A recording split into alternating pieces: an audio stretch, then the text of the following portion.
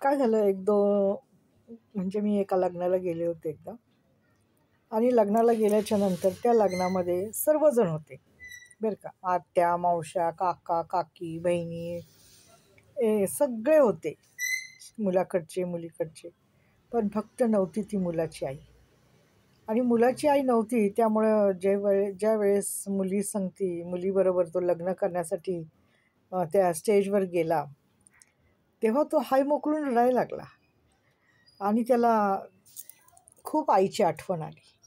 आईची आठवण आली आणि तो खूप रडला, खूप रडला. इतका रडला की तो जवळजवळ अर्धा तास रडतच होता. सर्व स्तब्ध झाले. मंडपातील लोकं सर्व स्तब्ध झाली की का रडतोय नवरा मुलगा? तर मग त्याची मावशीने सांगितलं की त्याच्या आईची त्याला आठवण आली आणि आई जाऊन 1 वर्ष पण नाही झालेलं.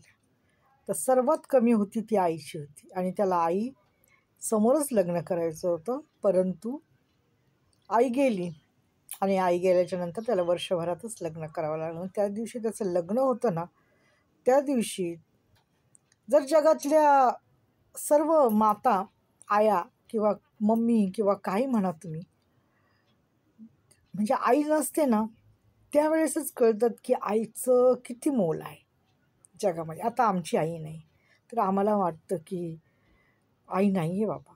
मी आईसंगती राहिले, आईबरोबरच राहिले मी खूप वर्ष. तर मला माहिती आहे, माझी आई माझी वाट पाहायची. काय गं इतका उशीर झाला? का नाही आली? कुठं राहिली होती? का इतका उशीर आली? तेव्हा तर फोन पण नव्हते. आई आमच्या रस्त्यापर्यंत यायची आणि वाट बघायची.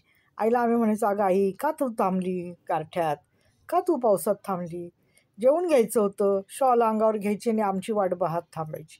आम्ही म्हणायचो, "अगं आम्ही घरीच येणार आहे ना." "अगं नाही, मला पण घरात करमत नाही, म्हणून मी आले तुमची वाट पाहायला."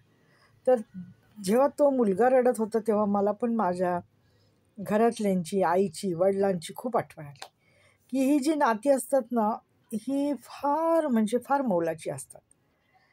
आणि ज्याला कळेल त्यालाच कळेल, ज्याला नाही कळायचं त्याला काहीच कळणार नाही. कारण का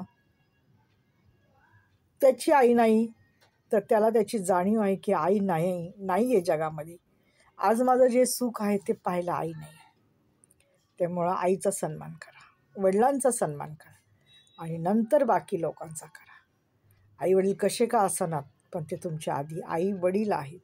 एकदा का जगातून आई-वडील निघून गेले ना, तुम्ही कोणाला आई-वडील म्हणू शकत नाही. मी बोलते, प्रत्येकाला बोलते, आई बोलते, कोणाला मावशी बोलते, कोणाला काही बोलते, पण नाही. आईची जागा कोणी घेऊ शकत नाही.